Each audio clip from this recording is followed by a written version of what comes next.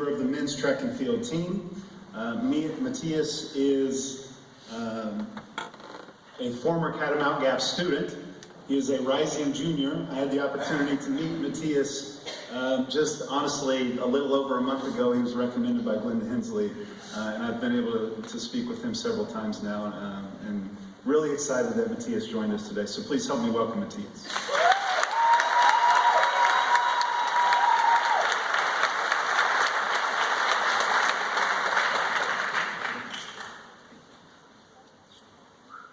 Hello.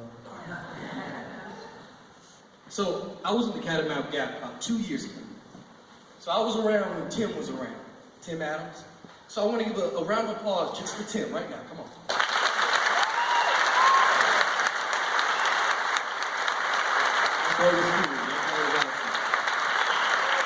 Thank you. Thank you so much. I want to thank Brian, Janine, all the mentors from the summer session, all the leaders you've had.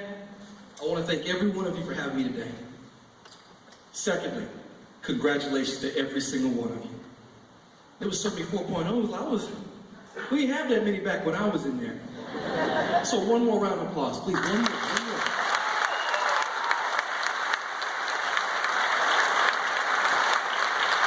I want to tell you a story.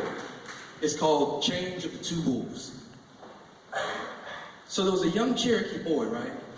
He asked his grandfather one day, he said, "Hey, grandfather, I don't know who I want to become." He's 9 years old. He don't have a clue of what he wants to possibly do.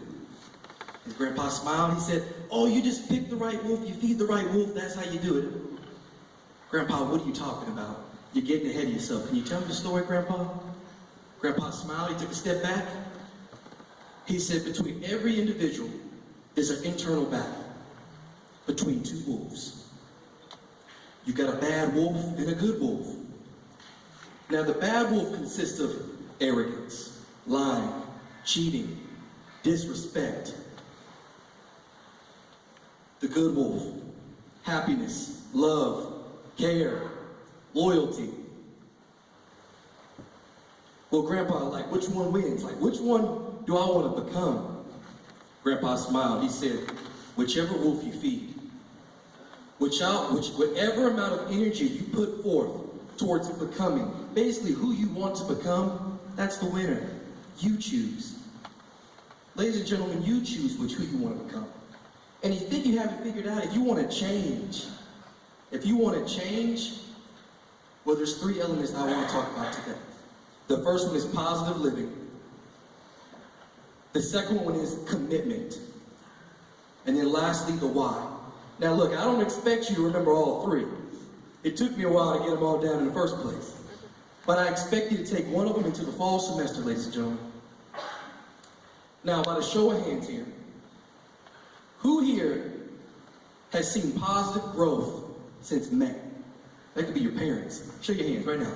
Who has seen growth within yourself since May? Like, you see a positive change in yourself since May. Yeah?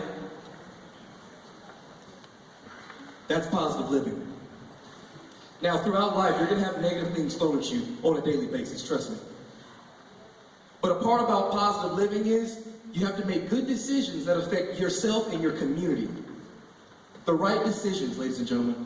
Now, Western Carolina, we're a small community. We're a small community, but I tell you what, you make the right decisions, this could become even greater of a community. True story. So freshman year, I had the privilege of living in Buchanan. Now, I didn't live in Scott Hall like you most likely will be. I lived in Buchanan. And in Buchanan, it's the top of the hill. Now, I messed around and I slept too late. I had 6 minutes to get to class by 9 a.m. So I grabbed my backpack. I grabbed my umbrella. WCU, we carry umbrellas. You already know. I had no clue it was raining. I had no clue. I took up off the dorm. I'm going down the hill. Oh, it's raining. It's raining bad too. And I get down to the hill. I get to the light. I check left. I check right. But there's 2 things I noticed. In the distance, there was a young man. He was walking towards me. He's about 50 yards out.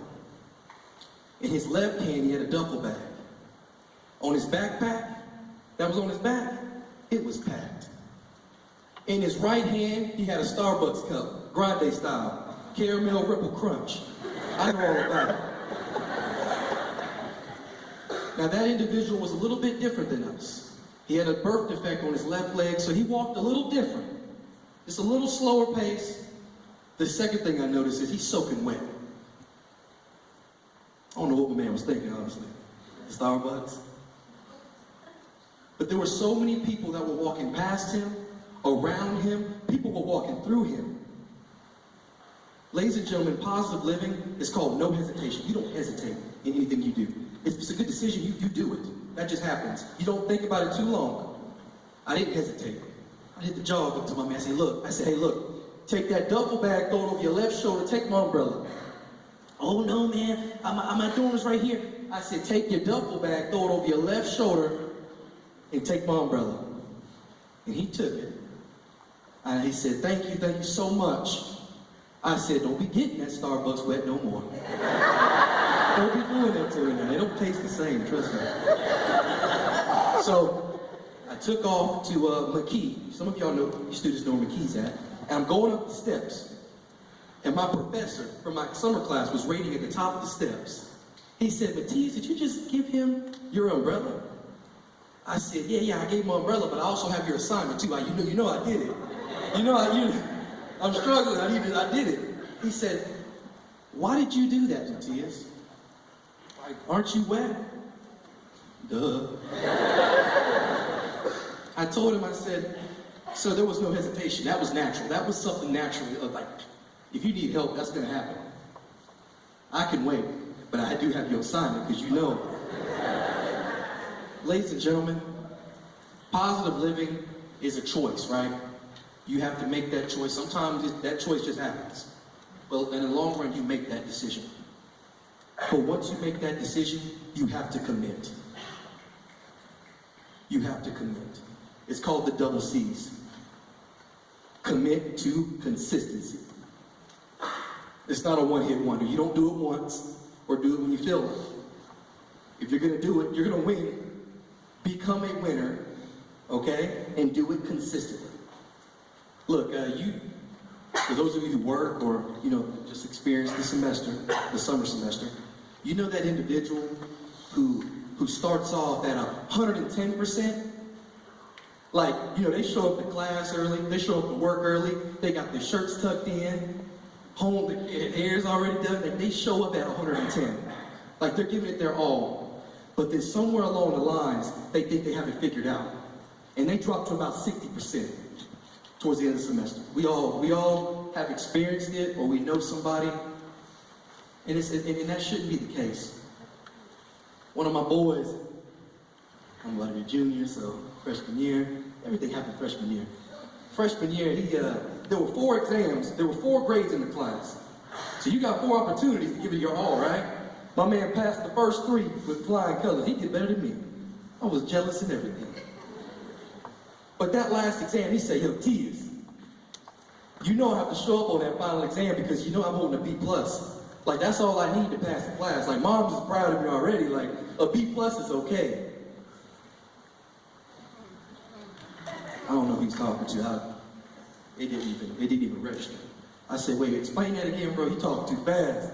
He said, I'm gonna skip that final exam because I already have a B in the class. Like, I don't need that 0. Like, that 0, it's whatever. Like, I don't need to show up. I'm gonna sleep in.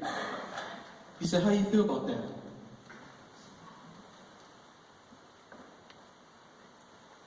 Why? That's my last point.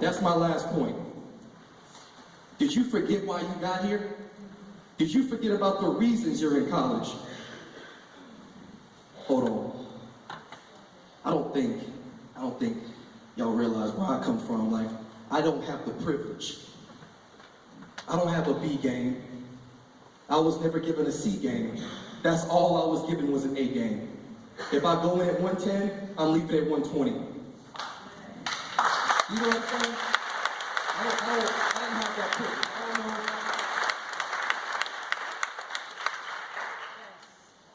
Like, I don't know who's in your life right now, who has left your life, who's entering your life, but I'm gonna tell you right now, you have people counting on you. You have people that want you to succeed. Whether it's students like me, peers like me, your mentors, the staff, like you have people that are counting on you. When I go home, I go see my little sister and my mama. Hey, Mateius, how was that psychology class? Like, did you do all right? Sit down, let's talk about it. I go see my pops, I go see my dad. Hey, how are your grades going, man? Like, you doing all right? You still holding it down? Yeah, let's talk about that. I see my grandparents. Mateius, you still talking to that girl? Cut that out. You know I'm too focused. Ladies and gentlemen, what I'm trying to explain to you is I have a why for doing what I do just as you do. So when you go to class or you make the decision to want to show up late or not show up at all, think about those people that help you get to where you're sitting right now. Like, think about those people that helped you get to college, helped you get into this wonderful, wonderful summer program.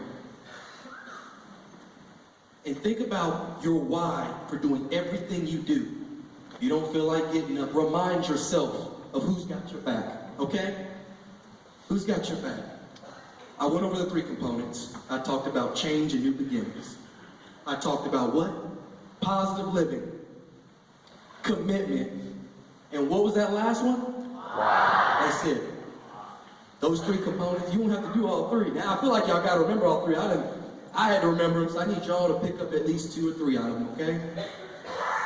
And take it into the fall semester. And I want to say congratulations one more time, and most of all, good luck. Thank you so much.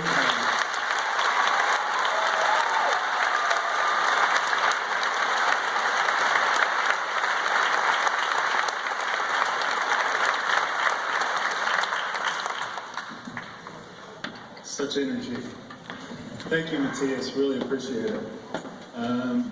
Our next speaker is